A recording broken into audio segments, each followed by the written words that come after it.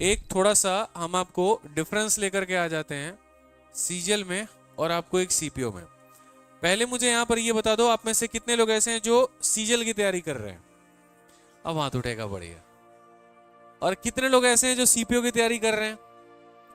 अब नहीं उठेगा। एक बात बताऊं मैं आपको, यहां के लिए जो भी बच्चा डेडिकेशन के साथ में तैयारी कर रहा है ना, अगर वो फिजिकली ठीक ठाक है, हाइट उसकी अच्छी है, दौड़ सकता है, भाग सकता है, तो वो मेरे भाई यहां पर इसमें बड़े आराम से सिलेक्शन लेके जाता है, बहुत आराम से सिलेक्शन लेके जाता है। मैंने ऐसे ऐसे स्टूडेंट्स देखे हैं जो 2 साल 3 साल सीजल की तैयारी कर रहे थे, उनका सीजल का पेपर नहीं हुआ और सीपीओ में इस समय दिल्ली पुलिस में चौड़ में थाने में बैठे हैं सब इंस्पेक्टर बन के। ऐसे ऐसे स्टूडेंट, ना सिर्फ बॉयज की बात कर रहा हूं मैं, गर्ल्स की भी बात कर रहा हूं यहाँ पे। कारण पता है क्या है? यहाँ पर भी तुमको सेम ही सब्जेक्ट पढ़ना है। लोगों को जानकारी की कमी होने के कारण बहुत लोग फायदा भी नहीं उठा पाते हैं। मैं बता देता हूँ, यहाँ भी आपका मैथ है, इंग्लिश है, रीजनिंग और क्या है, जीएस है ना यहाँ पे। और यहाँ पर भी आपका सेम है। जितना आपका देखो, अब सुन लो मेरी बात, अब ठीक है, पता है बहुत नेता आदमी हो, ज्ञानी आदमी, अब सुन लो, थोड़ा ज्ञान हमारे पास भी है, शायद कुछ हम भी किए हो लाइफ में, सुन लो थोड़ा सा, तुम्हारे भले की बात कह रहा हूं मैं। सबसे पहली बात, प्री का पेपर होता है। जैसे प्री का पेपर इसमें 200 नंबर का होता है, इसमें भी प्री का पेपर तुम्हारा 200 नंबर का ही होता है। फर्क यहाँ पर क्या है, इसका जो प्रीलिम्स का पेपर होता है आपका, ठीक है, इसके प्रीलिम्स के पेपर में कितने क्वेश्चन आते हैं? 100 सवाल आता है। और 100 सवाल आता है और कितने नंबर का आता है? 200 नंबर का। समय कितने का होता है? 60 मिनट, मतलब 1 घंटा। एक एक सवाल मतलब 25 25 25 25 सवाल आपके हो जाते हैं। इसमें यहां पर कहानी उल्टी है।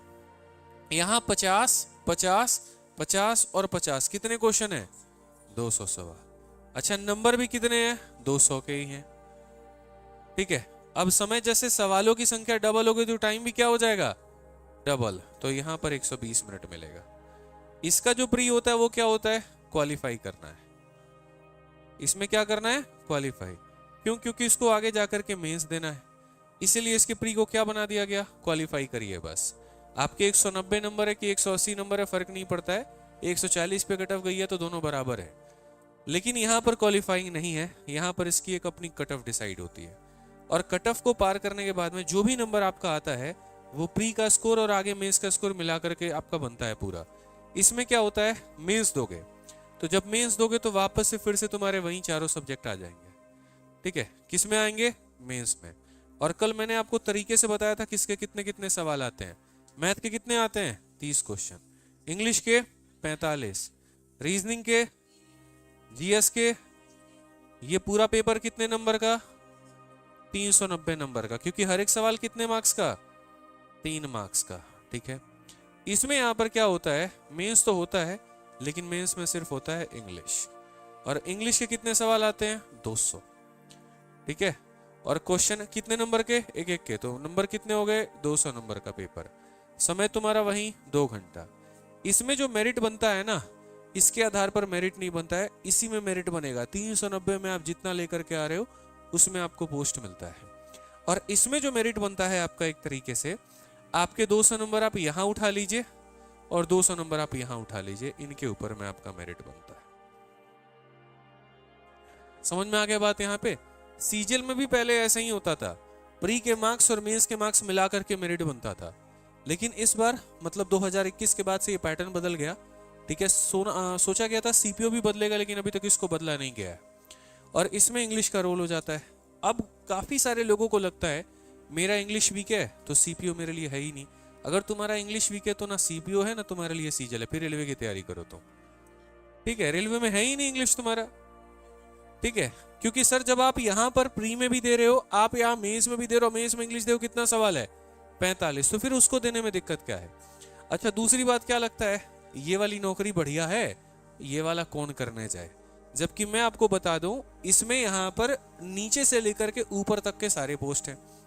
टैक्स असिस्टेंट से नौकरी शुरू होती है और आप असिस्टेंट ऑडिट ऑफिसर AAO के पोस्ट तक जाते हो। AAO पोस्ट अपने आप में गैजेट ऑफिसर की पोस्ट है, जिसकी नियुक्ति आपको लोकल लोग नहीं करते, सीधा राष्ट्रपति करता है। ठीक है, ये बात हमेशा ध्यान रखिएगा, it's a gadget officer post. यहाँ पे कई बार आपको कैरेक्टर सर्टिफिकेट बनवाना पड़ता होगा और उसमें यह लिखा जाता है कि एक गैजेटेड ऑफिसर का साइन करवा के लेकर आओ, तो हर कोई नहीं कर सकता है वो। तो इसमें सिर्फ एक पोस्ट है डबल एओ का, वही वो काफ़ी शानदार पोस्ट है और उसमें पैसा भी काफ़ी अच्छा है। इनफैक्ट उसकी सबसे हाईएस्ट सैलरी है 4800 ग्रेड पे की है। इस बार उसकी वैकेंसी नहीं आई थी तो नहीं भरा गया उसको, ठीक है। तो यहाँ पर top to bottom, bottom to top आपका हर तरह का पोस्ट है, वैरायटीज काफ़ी सारी हैं इसमें। यहाँ पर सारे के सारे एक ही तरह के पोस्ट हैं और सब हैं सब इंस्पेक्टर के। इसमें कांस्टेबल कोई नहीं है, इसमें हेड कांस्टेबल कोई नहीं है। सीपीओ में तुम लगोगे तो सब इंस्पेक्टर ही लगोगे। बस ये है तुम्हारे डिपार्टमेंट अलग अलग होंगे। डिपार्टमेंट यहाँ पर कितने डिपार्टमेंट है बताओ? सबसे पहला डिपार्टमेंट कौन सा है? दिल्ली पुलिस में सब इंस्पेक्टर, बढ़िया पैसा है। दूसरा डिपार्टमेंट कौन सा है? CISF। तीसरा डिपार्टमेंट CRPF नहीं है? अच्छा CRPF है कि नहीं है? चलो CRPF है। चौथा SSB और उसके बाद में BSF और ITBP, ठीक है। अब इन सब के यहां पर हम आपको समझा देते हैं। ये आपका हो जाता है दिल्ली पुलिस में सब इंस्पेक्टर, जो कि आप अभी थाने में देखते हो और आप देखोगे तो ये सब इंस्पेक्टर के पद पे बहाल होते हैं, ठीक है। इसके बाद में प्रमोशंस होते होते होते होते ये आगे तक चले जाते हैं। अच्छा एक चीज और बता दे, किसमें? हाँ होती है, बिल्कुल होती है, समय लगता है, टाइम लगता है। बहुत लोगों को तो ये भी नहीं पता कि एक थाने में जो SHO है या फिर जो कहीं ना कहीं IO बनते हैं यहाँ पर, वो कोई अलग पोस्ट नहीं होती है। उनको अगर कायदे से देखो तो सैलरी बराबर ही मिलती है, बस उनको कहीं ना कहीं नियुक्त कर दिया जाता है। जैसे आप देखोगे काफ़ी सारे एक मूवीज भी थी, ठीक है, यहाँ पर जो भी बढ़िया काम कर रहा होगा उसको थाने का प्रभार दे दिया जाएगा। तो ये अलग कहानी है, खैर वो सिस्टम में भी नहीं जाएंगे। ये सेंट्रल रिजर्व पुलिस फोर्स है आपका, सशस्त्र सीमा बल हो गया, ठीक है, बॉर्डर सिक्योरिटी फोर्स हो गया, इंडो तिब्बतन बॉर्डर पुलिस। तो यहाँ पर ये ITBP वाला ये हो गया आपका। जितने आप मेट्रो में देखते हो, मेट्रो की सिक्योरिटी देखते हो ना आप, ये वाली मेट्रो की सिक्योरिटी तो कुछ भी नहीं है। सबसे खतरनाक मेट्रो की सिक्योरिटी है एयरपोर्ट एक्सप्रेस वाली, क्योंकि उसमें कभी कभी बड़े बड़े लोग भी, जैसे हमारे मोदी जी हो गए, ये सब हो गए, ये घूमते, तो उनकी सिक्योरिटी बड़ी टाइट होगी, आप जा करके देखना। इनफैक्ट आप कई ऐसे, जैसे अभी गोरखपुर से अगर कोई हो यूपी से, तो आप देखोगे यूपी में वहाँ का जो एयरपोर्ट है वो वहाँ की लोकल बॉडी या एक तरीके से किसी और को टेंडर नहीं दिया गया है। वहाँ की जो मिलिट्री है वो उसको कंट्रोल करती है, सारा का सारा वहीं देख रेख करती है। इनफैक्ट जब मैं अपने जॉब के लिए मुंबई में गया हुआ था तो मेरी आने की, यहाँ जाने की फ्लाइट तो मैंने मुंबई की थी और रिटर्निंग में मैंने पुणे से लिया था, ठीक है। पुणे हो गया, नासिक हो गया, अलग अलग जगह है, ठीक है। तो वहाँ पर पुणे में भी जैसे मिलिट्री को पूरा दे रखा है, तो सारी सिक्योरिटी, इनफैक्ट आपका टिकट काटना मिलिट्री वाला करेगा, चेकिंग करना मिलिट्री करेगी यहाँ पे। तो ये सारा का सारा काम जो जाता है वो आपको जाता है CISF में। जैसे केरला में हम गए थे, वहाँ पे आप इनफैक्ट किसी भी एयरपोर्ट में चले जाओ, आपका जैसे जो चेकिंग होता है वो कौन करता है? CISF। इनफैक्ट आपने अभी देखा था कंगना रनौत वाला केस ना, कि कंगना रनौत एयरपोर्ट पे जा रही थी और किसी लेडी स्टाफ ने उसको एक थप्पड़ मारा था। तो वो कोई इंडिगो की या स्पाइस जेट की या कोई ऐसा एयर स्टाफ नहीं थे, वो किसके थे? CISF के थे। और क्यों मारा था थप्पड़? कि उसने ये कह दिया था कि जो आंदोलन में बैठे थे वो दिहाड़ी पे 300-300 400 रुपए लेके बैठते थे। अब सही कहा था कि गलत कहा था वो अलग बात है, एक पार्ट में आपसे बस ये कह रहा हूँ, ठीक है। तो उसका ये कहना था कि मेरी माँ भी किसान आंदोलन में बैठी थी, लेकिन उसने किसी से पैसे नहीं लिए थे, अपने हक के लिए बैठी थी। अब इसी बात पे तो जितनी भी सिक्योरिटी होती है, इनफैक्ट आप कई ऐसे वीडियोस भी देख रहे होंगे, शाहरुख खान है तो क्या हुआ भाई, आधार कार्ड दो, फिर से आधार कार्ड देखेगा, फिर देखेगा अच्छा ठीक है तब जाओ।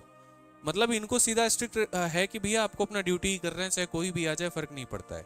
तो ये सारे के सारे पोस्टिंग होती है। अब CPO की जो तैयारी है मैं आपको बता रहा हूँ आपके फायदे के लिए क्यों इतना अच्छा है, बहुत लोग नहीं जानते। इसमें बहुत ज्यादा वैकेंसीज नहीं आता है।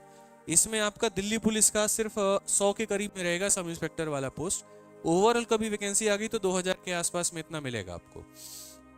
इसमें सिर्फ ये वाली जॉब नौकरी जो है वो फिक्स है कि वो दिल्ली में मिलेगी, बाकी सारी ऑल ओवर इंडिया ट्रांसफर होते रहता है। कभी आप यहाँ रहोगे, अब जैसे CISF में ड्यूटी है, कभी दिल्ली में रह गए, कभी मुंबई में रह गए, कभी कहीं और रह गए, कभी कहीं और रह गए। एक्सपोजर होता है, बढ़िया लोगों से संपर्क बढ़ जाते हैं, ठीक है, बढ़िया रहता है। लेकिन हाँ स्टेबिलिटी आपको अपने लाइफ की नहीं मिलेगी कि कोई एक शहर आपका फिक्स है, ऐसा नहीं होता है। इनमें इनफैक्ट इनमें यहाँ पर क्या है, जैसे मानो सीजल की कोई भी नौकरी है, एक बार तुम्हें जो शहर मिल गया तो तुम वहीं पे रहोगे। जैसे अगर तुम CBI में लग गए तो CBI की पोस्टिंग अगर तुम्हारी पुणे है तो पुणे ही होगा, बाद में म्यूचुअल अंडरस्टैंडिंग के आधार पर तुम ट्रांसफर कराओ तो वो अलग है, लेकिन इसमें यहाँ पर जो ये सारे पुलिस फोर्स पैरामिलिट्री में हो गए, ये तुम्हारे ट्रांसफर्स बदलते रहेंगे। अब इनमें जो बच्चे तैयारी करते हैं, भाई मेरे बता दूं, मैं दोनों में कोई फर्क नहीं है, ये निकालना ज्यादा आसान है। जैसे मैं आपको भी बताता हूँ, अभी जब मैंने क्लास में कहा सबको हाथ उठाओ, तो सीजल के लिए लगभग सबने हाथ उठाया, और सीपीओ के लिए सिर्फ 4 से 5 बच्चों ने हाथ उठाया। यही फर्क है कंपटीशन में भी। जब पेपर भरने की बारी आती है ना, तो यहाँ पर इसमें पूरा पूरा भारत यहीं टिका पड़ा है, इसमें लोग नहीं अप्लाई करते हैं, और नहीं अप्लाई करते हैं तो इसमें कंपटीशन होता है कम। तो जो इसमें का अच्छा थोड़ा बच्चा है, पढ़ने में भी अच्छा है, ठीक ठाक है, फिजिकली भी सही है, वो इसमें अप्लाई करके सब इंस्पेक्टर बन जाता है। जैसे स्टूडेंट्स थी मेरी, 2 गुरुकुल में थी यहाँ पे, एक का पता नहीं निशा नाम था, हाँ निशा ही नाम था, निशा शर्मा या जो भी है, और एक और स्टूडेंट थी यहाँ पे, दोनों का सीजल 3 बार से क्वालिफाई नहीं हो रहा था। और उसके बाद में तब उन्होंने सीपीओ का फॉर्म भरा था, और सीपीओ का फॉर्म भरा था तो प्री में उनके काफ़ी अच्छे नंबर नहीं आए थे, बस क्वालिफाइंग से थोड़ा सा ज़्यादा आया था। लेकिन उसके बाद में उन लोगों ने फिजिकल की तैयारी बहुत की, सीन पेन भी हुआ पैर में, बहुत दिक्कतें हुई थी, लेकिन फिजिकल क्वालिफाई करने के बाद में जब मेंस का पेपर दिया, मेंस में इसमें इंग्लिश में 190 प्लस जब स्कोर आया, तो एक का ऑल इंडिया रैंक 57 था और एक का लगभग 30 के करीब में था, और दोनों दिल्ली पुलिस में सेलेक्टेड, एक मयूर विहार थाने में और एक कनॉट प्लेस में है। ठीक है, तो सोचिए यहाँ पर जहाँ एक तरफ सफलता नहीं मिल रही थी, यहाँ दरोगा बन के दोनों बैठे हुए हैं, तो बहुत बढ़िया है, काफ़ी लोगों को ये एक्सपोजर मिल सकता है। तो शुरू से जब फॉर्म निकले सीपीओ का तो भर देना, ये ध्यान रखना। और अच्छी नौकरी है, अच्छा पोस्ट है, अच्छा रुतबा है, बहुत बढ़िया पावर है। कभी रहा तो मैं काफ़ी स्टूडेंट्स को बुलाऊंगा। अभी लास्ट टाइम जो मैंने इंटरव्यू लिया था, अभी उन लोगों का पिछले बैच का, जैसे 2022 बैच से जो सिलेक्टेड थे, उनका ट्रेनिंग अब जा करके खत्म हुआ है। ठीक है, हाँ उनका ट्रेनिंग अब जा करके खत्म हुआ है। यहाँ पे स्ट्रेटजी क्या है, सिंपल ही है, जैसे आप जो तैयारी आप इसमें कर रहे हैं वही तैयारी आप इसमें करिए, एक ही तैयारी से आप दोनों जगह पे ले सकते हैं। इससे कम कट ऑफ है, इसमें मेल का कट ऑफ अलग जाता है, फीमेल का कट ऑफ अलग जाता है, ये ध्यान रखिएगा, बहुत फायदा है। इसलिए इस चैनल को सब्सक्राइब करिए और देखिए आपके जीवन में किस तरीके से एक नया बदलाव लेकर के आएंगे हम। ठीक है, बाकी कोई और भी डाउट रहता है तो वीडियो के कमेंट बॉक्स में जरूर बताइएगा। मिलेंगे अगली वीडियो में, आज के लिए इतना ही, जय हिंद।